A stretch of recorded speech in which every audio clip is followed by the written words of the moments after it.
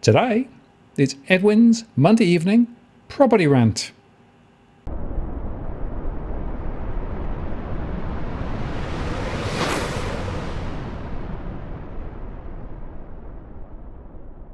Hello again, it's Martin North from Digital Finance Analytics, one of those posts covering finance and property news another Monday evening. And of course, Edwin is back for another rant. Hi, Edwin. How are you going?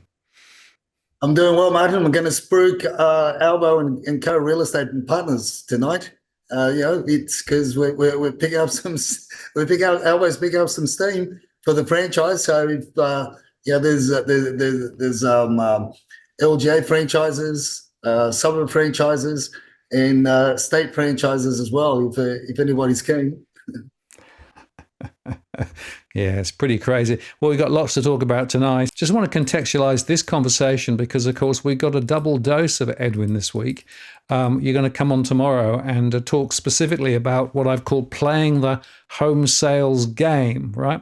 Because there's a lot that people don't get about how you actually prepare your property and how you negotiate with an agent and all of those things. So we're going to spend a bit of time tomorrow talking specifically about preparing your property and playing the home sales game. And I've called it a game because I think that's how you need to think about it.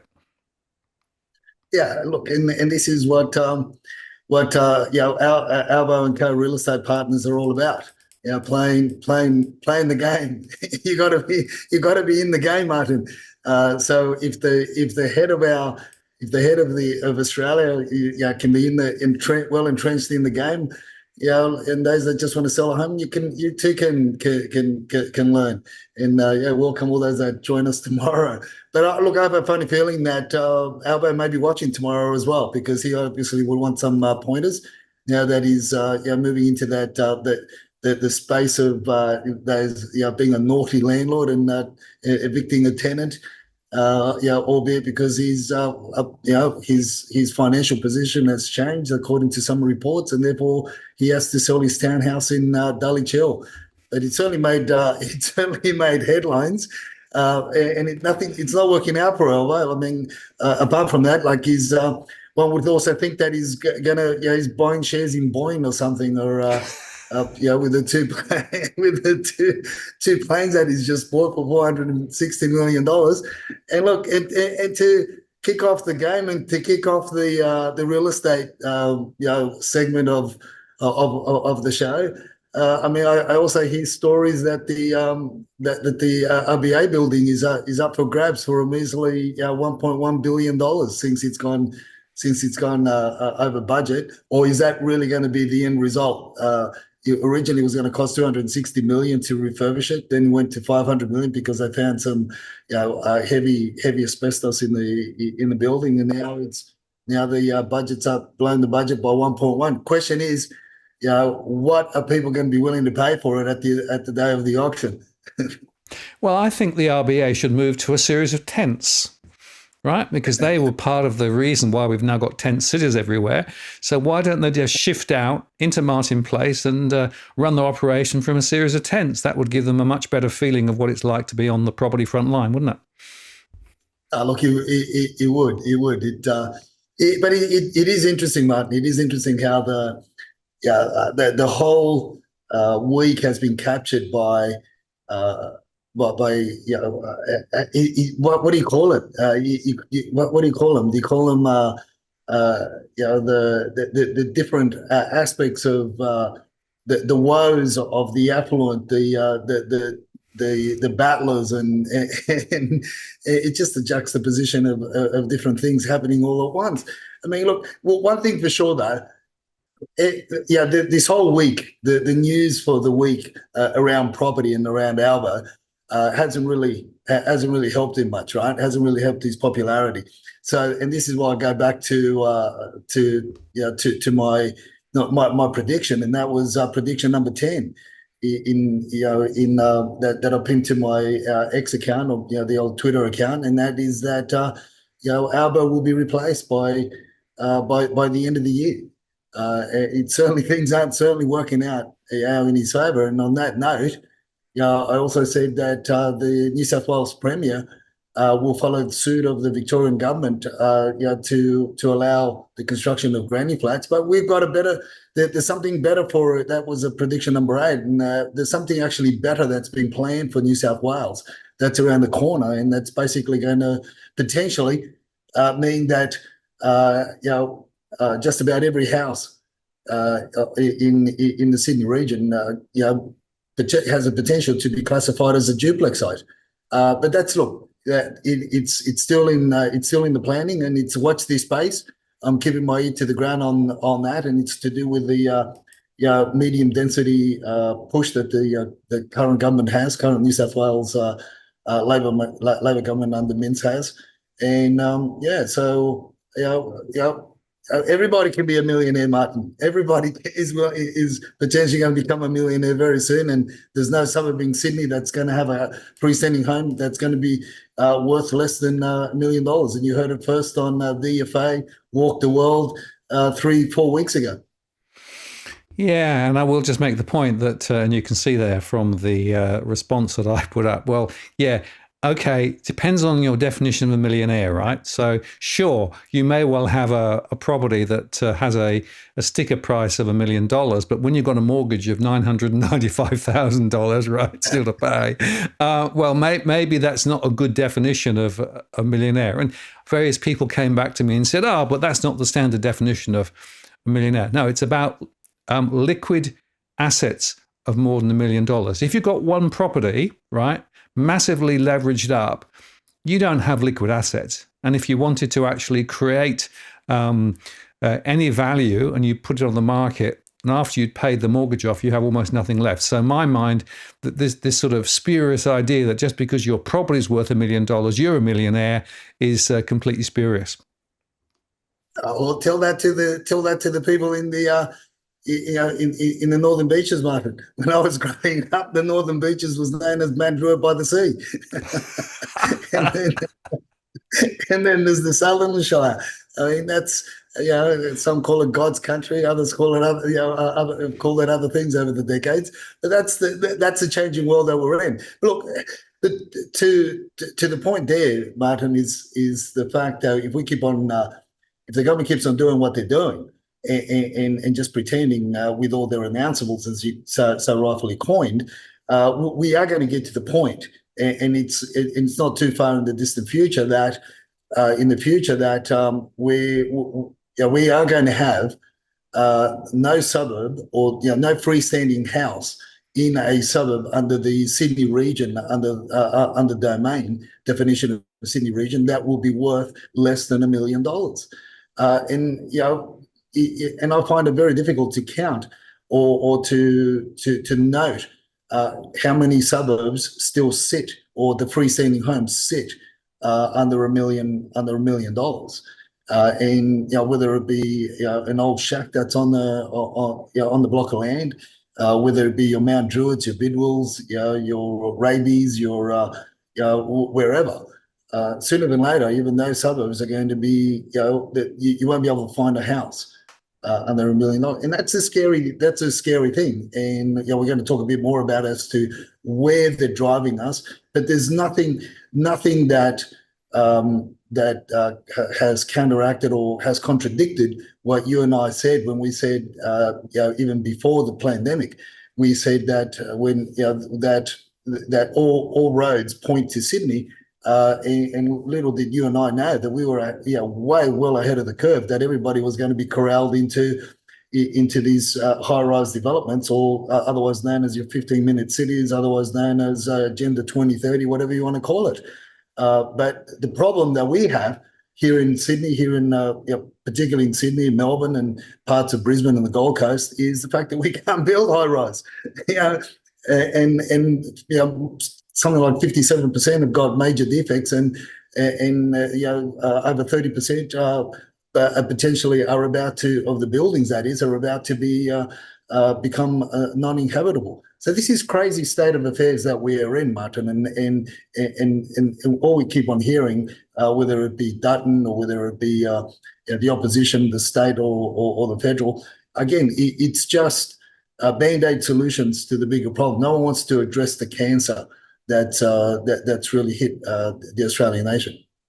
No, absolutely right, Edwin. And interestingly, you mentioned the poll earlier on. I just wanted to put the information up there because it was fascinating to me that after all of the noise and fury of the last week, with all of these sort of big, gestures towards housing and Dutton on migration, etc., 40% of voters think after Tuesday's big spending federal budget, the chances of another interest rate rise have increased. That's according to a poll. And in fact, basically, not many people rated the budget anything specifically positive, although, as one of the two writers have been arguing, well, maybe this was really about politics and about essentially trying to position tax cuts and handouts for an early election. But there was nothing strategic about that budget at all.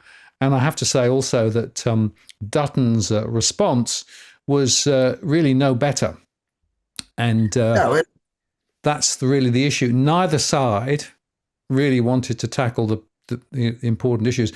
I've said before, you put it as two wings of the same bird, right? I said it's two cheeks of the same bum. It doesn't matter which way you look at it, right? The fact is that neither side wants to actually tackle. And if you look at Dutton's migration plan, et cetera, well, some people are saying it will have little effect. Actually, the student bit might have a small effect, but it's not going to be sufficient to solve the fundamental structural issue, where, as you say, in and around Sydney, the average home price is now ticking up above $1 million, which is putting it way, way, way out of most people when they want to try and buy in. And in fact, in Queensland, there was this article that came in and said that the Aussie dream now is, best is to rent, because very few people have any chance of getting into the property market. I can't afford to live in Brizzy. And they sort of did a quick analysis to say, well, it might be cheaper to actually look at renting rather than buying. But of course, renting has its issues. But, the idea of cheaper to rent than buy, shock new figures show home ownership is even further out of reach for many Queenslanders, with 5 out of 6 suburbs cheaper to rent than buy, despite record rental rises. So you can just see how broken this property market is. Yeah, and as you said, the opposition really don't have any answers apart from spruiking the use of superannuation to fund the property purchase, which is only going to increase the value, increase the price of the property that is going to be put on the market. And this is something that the governments just don't get. And I've been onto this. I've been onto the cost of construction and what it costs. And if they really want to have a government impact on making things cheaper for the first time buyers, they really have to reduce the cost of construction by way of the duties and the taxes that builders pay on the way through. I mean, when I did the first report on that, I think it was in around 2008, 2009 or thereabouts. I wrote about how much was paid by developers by way of duties and taxes after the purchasing of the land. And to the point where there's also a GST component that is payable to the tax office as well, which a lot of people aren't aware of when you build something new and you sell.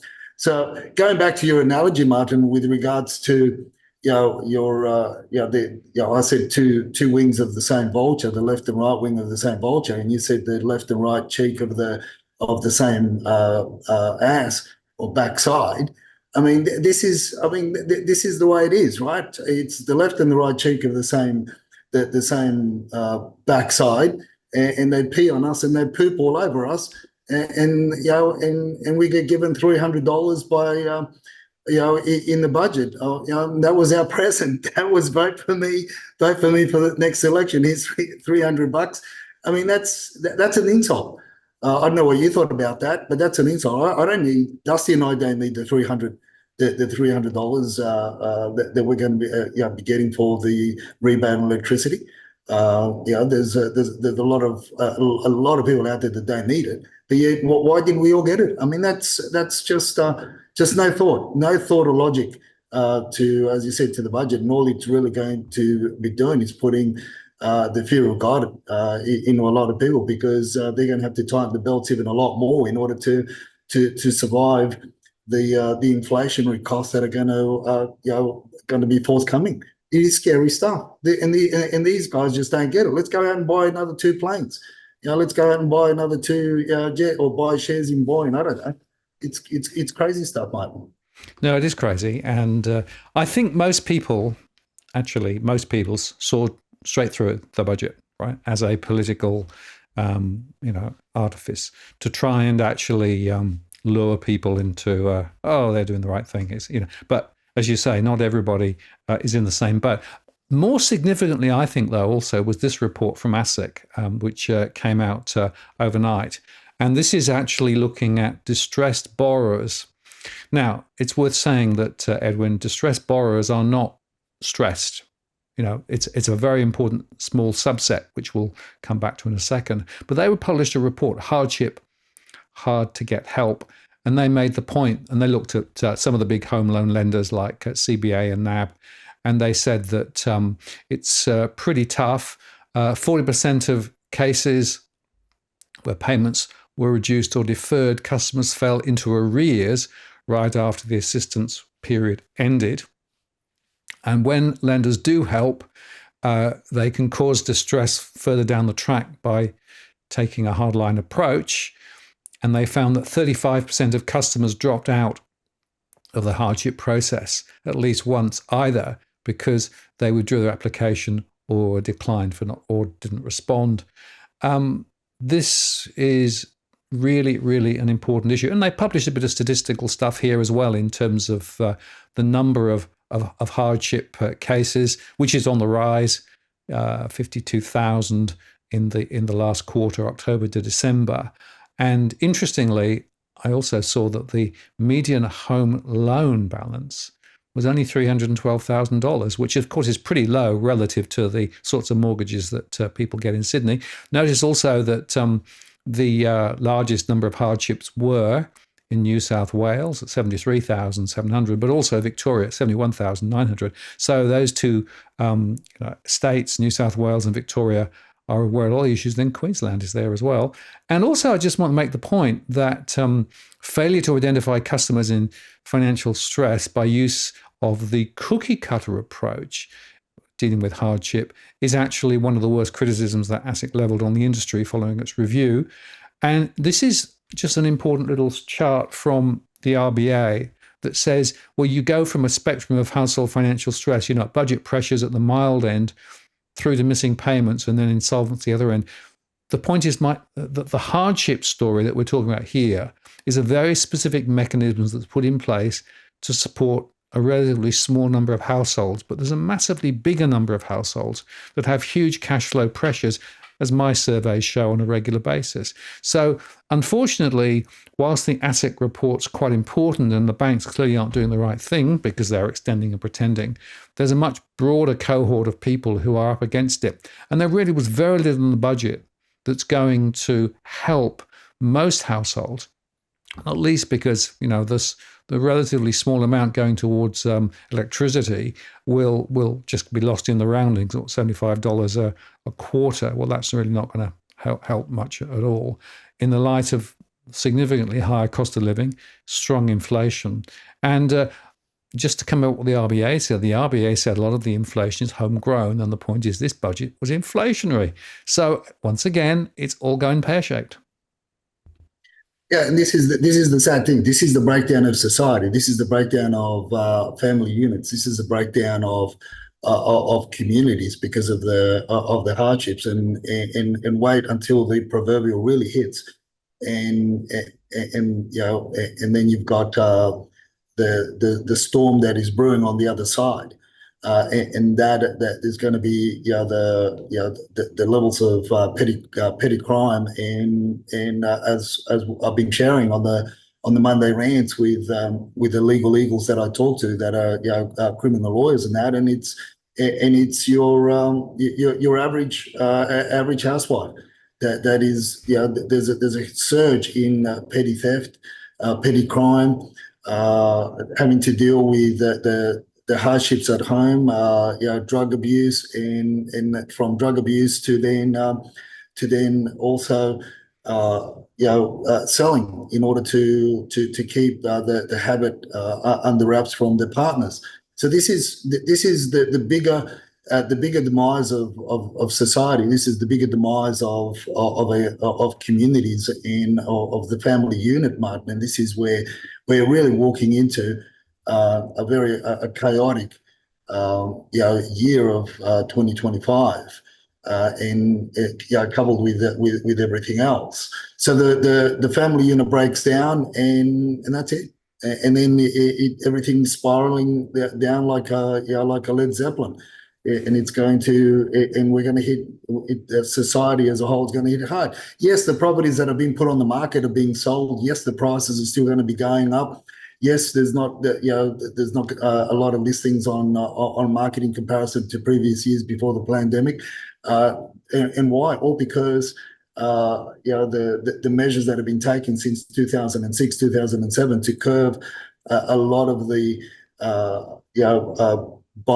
illegal buying of properties by foreign entities and foreign parties, and the criminal element hasn't really been curbed in any way, shape, or form. And we've openly allowed, even to the podcast that we did early in the year when the current treasurer basically put it out, said it out loud, that we're basically going to be allowing people to buy, foreigners to buy established homes, which is crazy shit. I mean, this is no longer. No longer hidden, no longer. It's out in the open. It's telling you up front, slapping you across the face with a cricket bat. And why are we allowing it? Fair enough. There is a contingency. There is a group of people or a portion of people that can circumvent the regulations, the Foreign Investment Review Board, and have acquired property over the decades, through different channels, and have bought secondary, or established dwellings, established homes, and then left them pretty much vacant for so many years. We know that that's happened, but to blatantly come out and say we're opening the doors, we're going to have greater investment in Australia. I mean, why? I mean, that is just a real slap in the face. And for it to come from, look, I'm not a political pundit, but to come from the left side of politics, I thought I was gobsmacked when the treasurer had made that announcement. And it's crazy. But even to the point where the WeChat chatterers are flabbergasted as to what the left and the right are saying with regards to politics and what they see is happening in the chatter around again, the announceables that you keep on mentioning, Martin. Yeah, and it's just worth, I think, focusing on the fact that some of these WeChat chat groups are actually very much got their finger on the pulse, haven't they, in terms of how things are really playing out, right? And in fact, they're quite often 6 months, 12 months ahead of where a lot of other people are, simply because of the way that they keep their finger close on the pulse and are sharing some very important insights. Yeah, and in some cases they're being well and truly 12 months ahead of the curve, and in one case 18 months. But look, in the first slide, on the one on the left hand side there, they're basically talking about, this is from a Melbourne WeChat group, and they're talking about how there's in general the community was surveyed, and they came with a conclusion that under this survey that 39% of 18 to 24-year-olds are now staying longer at home, and which is a rise from previous years, and 15% of 25 to 34-year-olds are also staying longer at home. overall, it was a rise of 10%. Now, what does that matter? Why are they talking about it? Why are they talking? Why are the WeChat chatters talking about this? And because they talk about the trends, they talk about the reports that they also read and they share amongst the groups, because it goes hand in hand with the decisions that they're making around property, because they're very avid property investors. And as we've been saying for a long time now, since the end of 2020, that they've turned their back on the general investment vehicle of retail or hospitality. So and really started being focusing on residential property, and in some areas even in industrial. So what does it mean? They're talking in the commentary. What does it mean for them with these sort of statistics? It basically means that they believe that there's going to be less freestanding homes that will be on the market, and we're going to start seeing a drop in the sale of freestanding homes, even in Melbourne. Is some of the chatter. I mean, we can see a lot of that happening in Sydney, because in a lot of cases in a lot of areas of Sydney, a lot of the empty nesters won't be empty nesters for much longer, because the kids are coming back home. And they need the space, they need the room, because typically the children that come back home, they usually come back with a new partner, a new lifelong partner, and in a lot of cases they come back with not only a lifelong partner, but they also come back with grandkids, so they need the space. So that's one of the things that they're saying. And obviously we have been seeing a lot of granny flats being built, and a lot of granny flats being put on the market, both for rent. And people are just using them to accommodate the extended families as well, because they can't find accommodation. They want to keep them close to close to family. They want to stay close to family, close to the school. So that's one way that they're being accommodated. And obviously with that is there's also going to be the drive up the demand for homes with big floor plans, whether it be a 3-bedroom home that they can then convert into a 5-6 bedroom dwelling by carving out different parts of the house, the living areas of the house, and minimizing the living areas, and creating more bedroom space, and adding wet areas such as bathrooms and the like. So this is again, which drives their appetite for freestanding homes as opposed to apartments. So that's one side of the WeChat chat conversation. And on your other slide, on the one on the right with the purple scribbles, that's more talking about Dutton's proposed changes to the immigration policy, and they're basically saying, it means jack nothing. It really means jack nothing, because without addressing the immigration as a whole, and that is your different pathways to PR, whether it be refugee or your application for a permanent residency pathway, foreign student visas, tourists that are able to work for 6 and 12 months or up to 12 months as a whole, and other permanent work visa applications. It means nothing unless you address all of them, or you bring them down to a very, pretty much next to a pause. They're saying, the WeChat chatters are saying, it's just it's more of a token approach to win votes than what it will do to change the landscape, or to change the demand that is out there, particularly in my backyard, which is Sydney. So this is the chatter, and it's interesting to hear that even they, in that conversation, they're even to a point where they're also saying, and they're also critical about the fact that the government is really not controlling, or not prepared, and that's either side of politics, not prepared to really curve what's happening, and basically give the Aussie battler an opportunity to get the breath back and do something about long-term accommodation and to accommodate families. But they're just seeing that, and because of all these conversations, then you get the overall general consensus is a lot of these, the WeChat chatters are going to continue to and stay very laser focused on acquiring freestanding homes. Yeah, and there's a logic to that, isn't there, as you say, not least because of the ability to be able to create more bedrooms and all of those things there. And, another lens here, which I think is pretty important, is there is significant economic uncertainty within China itself. And in fact, there is a significant drift coming always. In fact, there was some reporting over the weekend looking at very high migration from China into the US via Mexico, for example.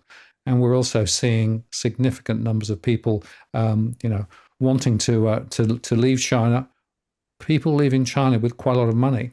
The other point, though, Edwin, is that the official FIRB numbers on the purchase of established homes, which is relatively low, and of course Dutton got a bit caught on this when he was actually being interviewed, because it's a really, really small number actually. When you look at it, if you look at this slide again, the FIRB granted 1,339 approvals to purchase established dwellings in 21-22. That's not a big number, but I'd also argue that this is not the right number either, because in fact there are many people using different mechanisms to be able to use overseas money or to come to Australia and buy on various classes of visas, and they don't actually get picked up in the FIRB numbers, which means that the reality as to what's going on and what the officially reported statistics are streets apart. And that's an important point, that actually, if you go on the official numbers, you only get half the story. Yeah, that's right, and this is why I've posted out on X, and we've also discussed it on the Monday rant. There's 6 ways to Sunday. The 6 different ways to Sunday to how to buy property and circumvent the FIRB policies or the regulations. So and they take the form and the guise of companies, trusts, bare trusts, or I call it syndications.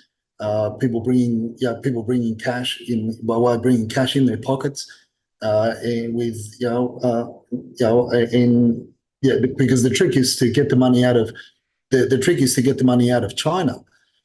It's not that hard to get money into Australia. The trick over there is getting the money out of the bank from China, and then convert it into. But look, the other thing is, Martin, is that a lot of the people that are buying and have been buying under different entities and different means and ways to buy established dwellings. Let's face it, their money already left China years ago, and it's just been parked in other parts of Asia, such as Hong Kong, such as Singapore, such as Malaysia, in other parts of the world. And as we've been saying over the last 12 months, we've just become the flavour of the year and the focus, because of all the uncertainties that are happening politically over in Canada, all the uncertainties that are happening politically over in America, all the issues that some of the Asian communities are facing in America, and the fear and uncertainty that's been created by the wars and rumours of wars in the Middle East, as well as in Europe. So we have become, as we've shared on the podcast before, as we shared on the show before, we have become the flavour of the year, and only God knows how long this is going to be for, and I think it's going to be extended. But the biggest fear that we have right now is not necessarily coming from the Chinese WeChat chatters that are abroad, Martin.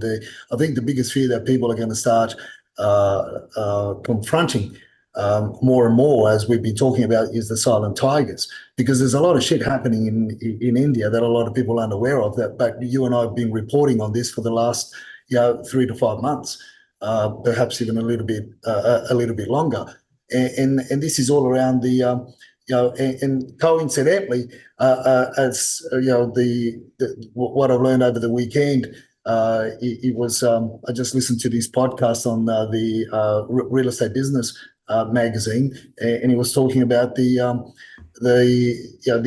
anti-money laundering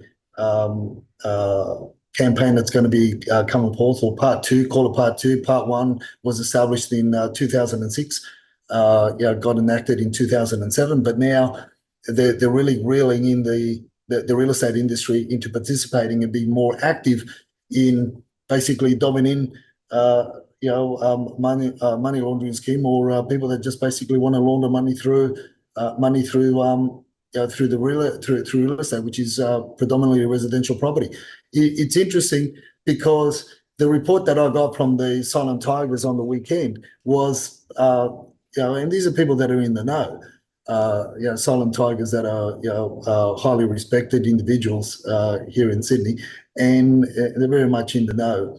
And they said to me that we're going to get hordes of very wealthy Indians, and there's a lot of wealth in India, and particularly over the last 3 years, anybody that's owned property over in India has just become, we've become millionaires. They've more or less become trillionaires over there, or billionaires, because of the huge, rise in the property values.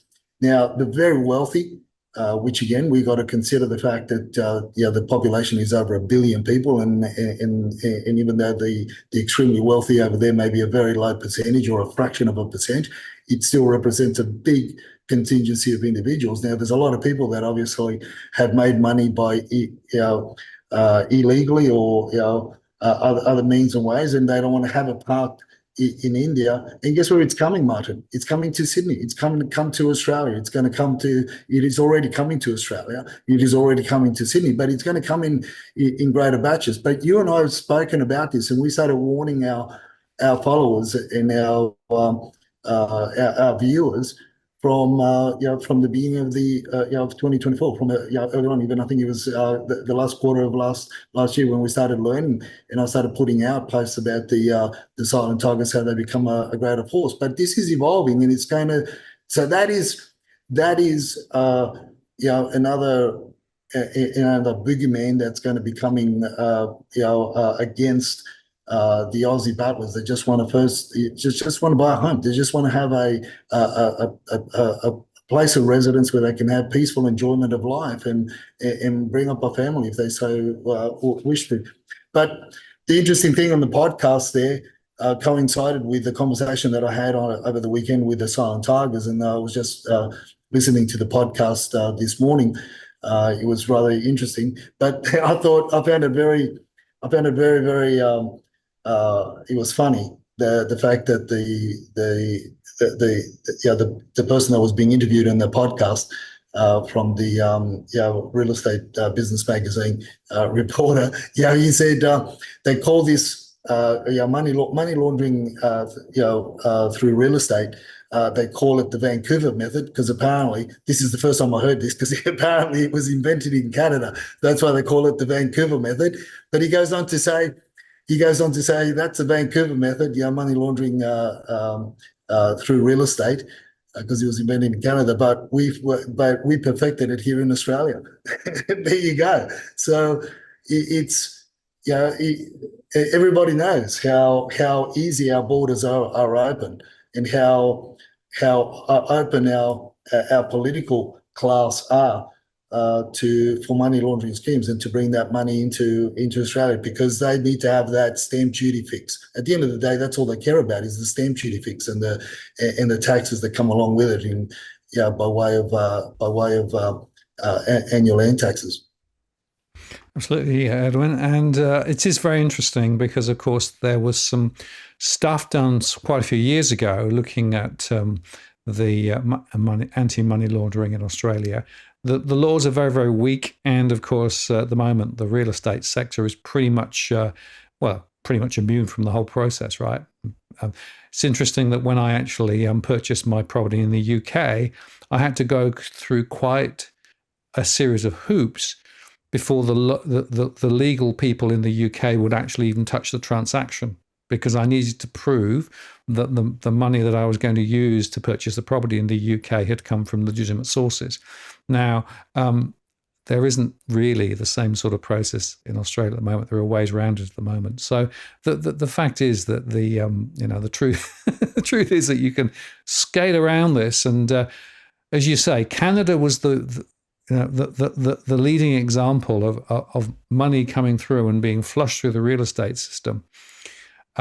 Nobody quite knows. Actually, nobody quite knows how much is coming through in Australia, because we don't have the checks and balances in place. So it'll be interesting to see as they progress this, whether anything changes or not. My suspicion not. And as you make the point, the connection between India, where a lot of people have made a lot of money, thanks partly to property over there, now looking to scoot it over here. And that's why we focus in on the silent tigers.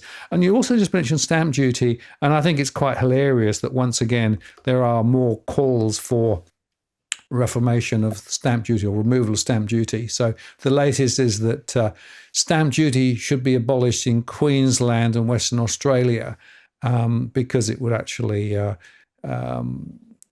perhaps make some changes, and also should be abolished on home, contents and strata insurance, to which I always reply, yes, but where are they going to get the money from that they currently get from stamp duty? So all of these reforms calling for the removal of stamp duty because it would actually reduce the friction in transactions, you got to have an alternative, right? And at the moment, there's no alternative. And I know that WA is doing really well with the GST support from the rest of the country. Thanks, folks. That's great, isn't it? Supporting Western Australia. But frankly, in other states, and Queensland is a good example, Victoria is a more significant example, without stamp duty, their accounts would be all over the place. So I don't think it's going to happen anytime soon. No, they need that fix. It's like a drug addict that needs its fix. That's the government. When it comes to stamp duty, if they really wanted to do something about it, like I said earlier on, they should really address the other issues and make it cheaper for builders to build and developers to develop, and that is by reducing the impost duties of the taxes and along the way and through the construction. So that's another rant for another day. But the further shenanigans, Martin, do you recall the story that we did in February 2023 when a property was actually bought? That we were looking at this property for one of our clients. He's also an avid supporter of DFA. He's probably watching us right now. And our client fell in love with this property at the time because it had a very elaborate extension to the rear of the house where they've added 2 rooms, 2 bedrooms, effectively, a big rumpers family area, and a big entertainment area with the biggest barbecue I've ever seen, look like a bloody commercial kitchen, as a matter of fact, plus a bathroom, fully functional bathroom too. But I question the validity of the development because it was close to the neighbouring property. There was a power line easements running through the boundary of the property. So there was a lot of things that didn't seem right, didn't look right, and I investigated through council, and lo and behold, there was no DA. And that was only built 12 months before the property got put on the market. Now, I also, if you recall back then, I also interviewed the underbidder at the time, and I asked him if his conveyancing or solicitor had reviewed the contract and had been made aware of the fact that the resection of that house wasn't council approved. And it actually stated it in the contract. It was in black and white. And anyway, so at that time, I made certain, I knew where it was going to go, but obviously at that time I was only alleging where it was going to go. I was sort of, asking the question where people thought it could go, but I was, I was pretty much on the nose there. The fact that I've been told as of 2 weeks ago or a week and a half ago by a very credible source that this property has been issued with demolition orders. So the rear section, which in today's price would cost close to $200,000 to build, if you got DA approval to build it. Back when we were looking at it, I was estimating the build costs back then at around 130, 150,000, which I told the client. Which then I said, look, if you really want us to look at buying this house, and with potential of knocking down or making the house revert back to its original state, and knocking down the new extension, then that would be a cost of 150 plus demolition that we would forfeit. So he was toying with the idea of even making an offer, less the cost that we estimated would cost if there was a demolition order given. Obviously, we didn't go through with it, but it's interesting. So now the question is, Martin, is who is liable, who's responsible, and can the agents and the conveyancing solicitors, can they be held accountable? Is it would you have any idea or any thoughts around that, or any comments on that question? Well, the conveyancer, if they were going to do their job properly, should be looking at the title and to make sure that all the approvals and everything were actually positioned appropriately.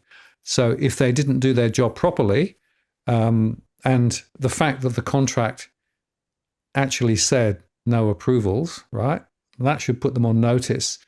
The trouble is that quite often what you find is that the people who are doing the legals are not very well qualified and are very narrow in what they do. And they're sort of chasing the number down to the lowest they can do. So they don't tend to do a lot. They tend to do the legal minimum.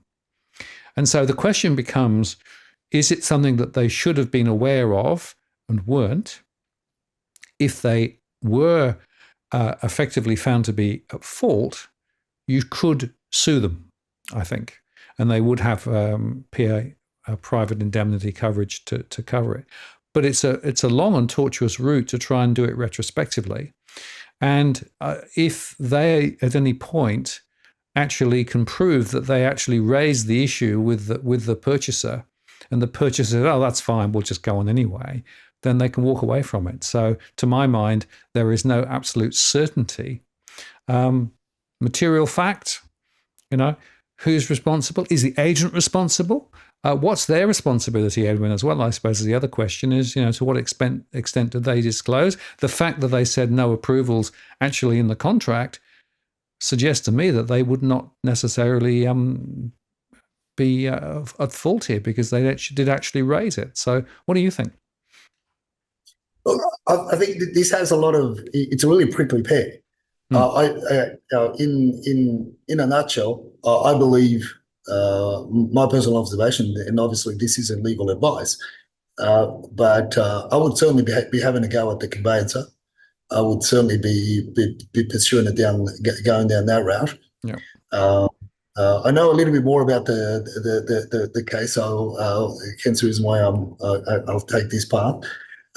Secondly, what you find is the unfortunate thing, Martin, is that in a lot of ethnic communities, you find that the people don't know the mechanisms or how to approach buying property. I mean, there are a lot of first-time buyers that have been born and bred here in Australia, and second, third generation Aussies, fourth, fifth generation Aussies, and they don't know what to do. They don't know how to transact on the purchase of a property, and they're relying on professionals. Now, what I see, because it is in the Blacktown LGA, what I have seen, what I know, and what other agents in the area have been telling me for a while, and I've been sharing on the rants for a while, is the fact that a lot of people, because that they come over to Australia, and they do come over with money in the pocket, which is what we've shared, that there's new tranche of migrants are not like before. A lot of them have got, they're willing, ready, and able to buy a property, but they don't know how to approach it. So because they're not looking at getting financial support, or they don't talk to a mortgage broker, because typically a mortgage broker would, in 9 out of 10 times will recommend that they get proper conveyancing support. But unfortunately, and this isn't any disrespect to any community, most of the time when these people are dealing with their own ethnic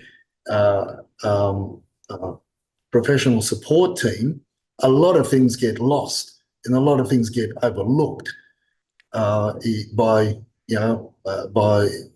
sheer pressures, laziness, not knowing themselves, not having more of a professional approach, charging cheaper fees and doing the very little, the very minimal, and they come unstuck.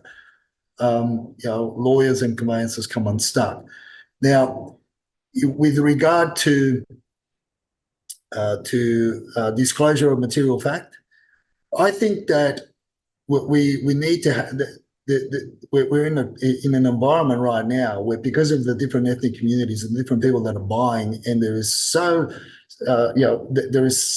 as much as people would like to think that selling agents are helping them, they're not helping you. They're actually impeding and gaining your trust so they can lead you by the nose into paying more for something that you shouldn't be paying, or buying something that you shouldn't be paying. Because as much as they say, I don't know if there's a material fact, I can tell you now, Martin, that 9 out of 10 times they know that there are material facts that need to be disclosed, and they will find every which way to circumvent disclosure of the material fact. I mean, I've been in this industry for almost 30 years, and I know how it works. I know how it operates. And I know you come up with with legislation. You come up with a new regulation, and they'll find 10 ways to circumvent the legislation and 10 ways to circumvent the regulations because of the loopholes. So this is the problem that's only going to get bigger, and more people are finding and are going to find that it's going to be greater cost to get rectification work done to properties because of the lackluster support teams and support structure that they have around them, which is the unfortunate thing. Having said that, I think that regardless of the fact that we use the term caveat emptor, I think it's lost its full meaning of caveat emptor, because that is even buyer beware, because that you could say there was a time where a professional real estate agent, selling agent, when you could take pride in calling yourself a professional, but we've lost that over the last 3 decades.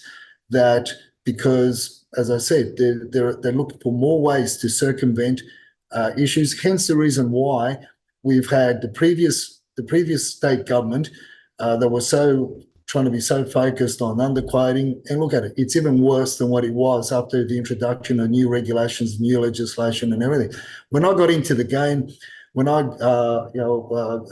got into real estate, almost 30 years ago, my licensee in charge at that time, David Horder, he would scold me if I took a property to market, or if I was marketing a property, or if I was without doing due diligence in order to be more transparent to buyers and present all. And this is even before the material fact regulations and legislation. This is even before it became a big thing about underquoting and all this sort of stuff.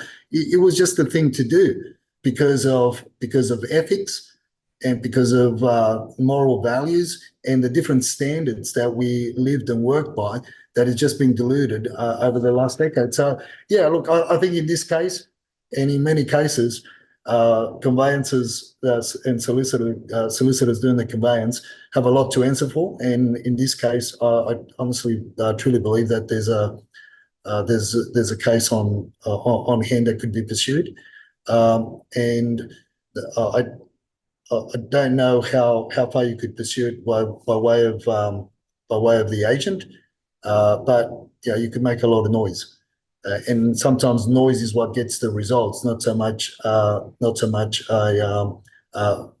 facts. Yeah, squeaky wheels sometimes can make quite a journey. One thing I would say, Edwin, is that if there is a granny flat, if there is an extension, if there is a teenager's retreat or a garage conversion, any of that stuff, I think there needs to be an extra checklist, and that extra checklist needs to be including things like, has it got approvals? Is it certified appropriately, etc., etc., etc. Because quite often what you find is that corners were cut when this thing was put up, and unfortunately, the next purchaser can often end up bearing a huge and difficult cost to deal with. And I'm afraid that the system that we've got at the moment, where agents duck and where conveyancers in particular do the minimum, and where a lot of the prospective purchasers are not very clued up on the right questions to ask, and because they don't ask the questions, nobody then gives them an answer. Everybody's then caught, and unfortunately, the vendor who obviously ends up with the property, having spent probably more than they should have, then repents at their leisure. So due diligence is critical. That's why those watching this show should be better prepared and geared up to do the right thing. But there needs to be industry change, doesn't there, really? Oh, there does, Martin. And a lot of people want to say, oh, yeah, that's the wild, wild west of, that's what the shit that happens over in Blacktown and Parramatta and in Campbelltown. It's the wild, wild west, the last frontier.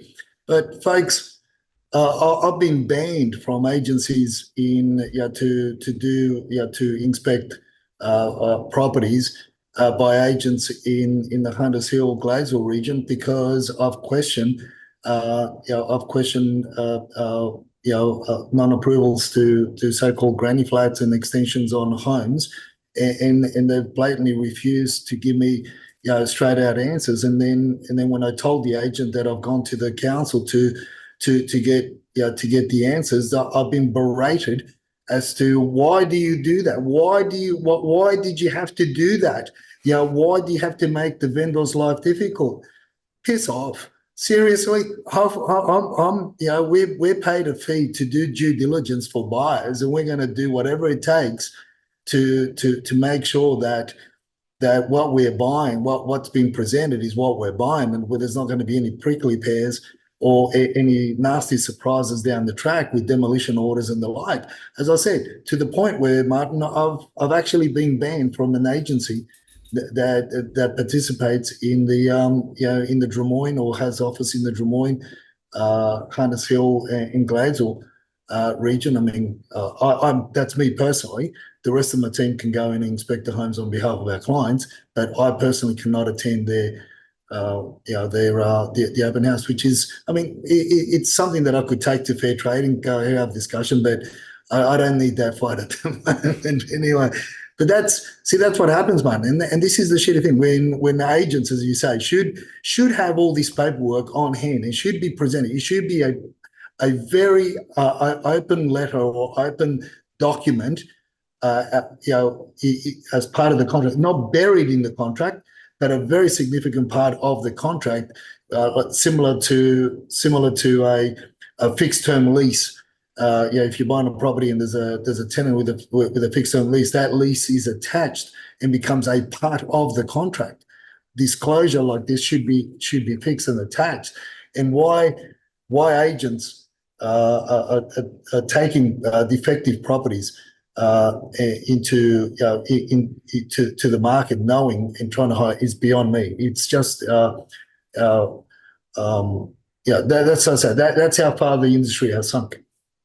I agree, and there needs to be some significant change. But in the meantime, people need to be clued up and make sure they ask the right questions. Just as we get into the numbers, I just wanted to put this slide up briefly because, of course, the journos are trying to find an angle. So the first angle was that the preliminary auction clearance rates have fallen to the lowest level this year, and quoting SQM research director Louis Christopher, the start of the season in February, there was a hope of rate cuts, but didn't materialize. And the property analyst said that, it looks as though there's going to be a slowdown. Although, interestingly, one of the other observations was that it's not uniform. So none of those factors appear to be at play in Sydney's inner west. And they cited various things there. And then this one here, which I thought was hilarious, somebody's written a whole article on a waterfront castle at $18 million, as though that's sort of central to the property sector. So the fact of the matter is that journalists are now getting a bit desperate to try and find angles, right?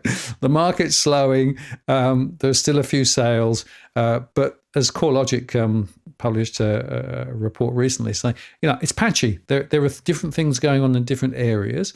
And, in Western Sydney, there are still some hot areas. Blacktown's still pretty hot as well. So I think it's very important that people don't get carried away with the top level reporting. And if we come to the numbers specifically, just quickly, last week we had 16,237 listings in the Sydney region. This week, 16,235. So really, hardly any movement. And you can see here that relative to last year, the listings remain a little higher. So the trend is higher, but still not dramatically so. If you go to Melbourne, 26,337 last week compared with 26,149 this week. So a little bit of a change there. And if you look in Brisbane, 3,294 last week and 3,288. So wherever you look, it's pretty slow at the moment, Edwin. No surprise this time of year, I guess. No, we are walking into winter. The only interesting thing was I went through the numbers, last year's numbers. I'm trying to work out. We are actually tracking a little bit more than just 1,000 listings on market in Sydney than what we were, same week last year. But I wanted to see what the trend was, and what I found was that there's actually more homes listed, freestanding homes listed on market this year than there were last year that are making up the extra 1,000 listings that are on market currently. More listings that are on market currently than last year, and that sort of ties in with what a lot of agents are telling me. More to the point in Campbelltown, even Mountains region, in Blacktown, Penrith areas where a lot of investors are bailing out. Investors that have got really old properties, your fibro shacks, your old cottages that require a lot of maintenance and a lot of work, which is what you and I talked about. That would happen and that was going to happen, and it's been consistent. So we're getting a lot of the dogs coming on the market, but they're still being snapped up. So that's an interesting takeaway so far from the numbers when you start comparing, because I was really curious, and I had to go back and look at those numbers and look at the actual the actual type of property, which ones were a lot higher, and apartments are almost the same. It's the freestanding homes that are really that have been staying higher this time around. Yeah, it's an interesting. I've been doing some work for a couple of clients outside of the main centres, looking sort of up towards the Queensland border, and their property prices are continue to ease, particularly in New South Wales, particularly standalone homes, and again more property coming on. So the listings picture is actually, I think, changing subtly. Mind you, the auctions don't really tell you much either, right, in terms of what's going on. There's still some going on, but it's relatively slow. Although I was talking to an agent the other day who was saying that he's still seeing a lot of people being bounced into auctions because some agents want to get that money up front. And that's something we might just cover tomorrow, Edwin, as part of this discussion about why do you go to an auction versus not to go to an auction if you're selling. Yeah, it is a very interesting topic. It is a very interesting point, and this is where we can teach our viewers and how to negotiate that. Even if the best strategy is to go to auction, there are means and ways, and we will divulge those secrets tomorrow, Martin. Yeah, well, that's right. Well, folks, put your questions in the chat or come and join the show live and ask Edwin a question live tomorrow. That'll be fun. Just on the rentals, if we look at Sydney, 10,748 last week, 10,995 this week, so a little bit of a change there. And if you look at Melbourne, 9,421 last week and 9,547 this week. So we're seeing just a little bit of an increase, but again, the rates of vacancy have moved just up a little, but still relatively low. Demand's still very high. And more importantly, of course, the average rent is still dramatically higher than it was a year ago.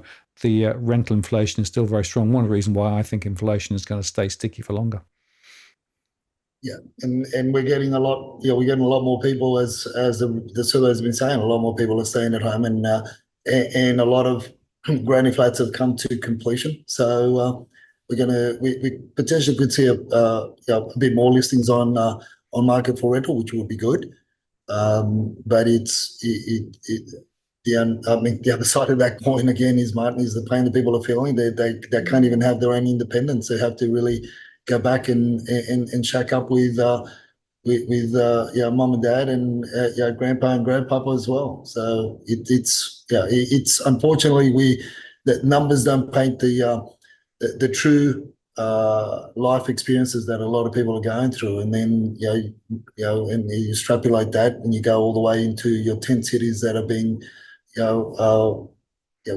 growing underneath bridges all over the main eastern coast, eastern coastal cities.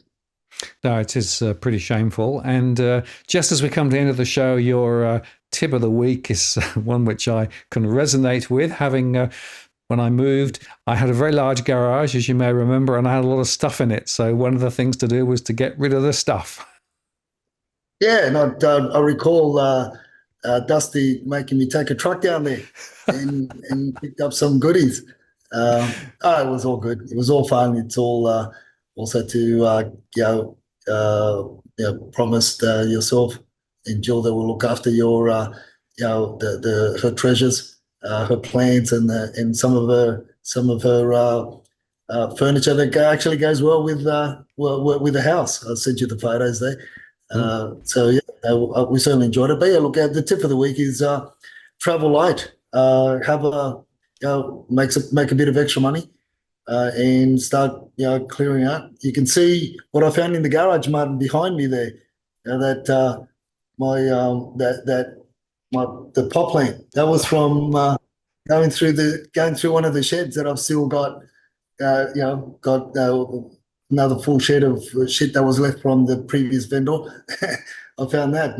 That's my Medusa plant growing on it. Well, so, excellent. No, well, and so I might auction that off, Martin. I might auction that off. Very good.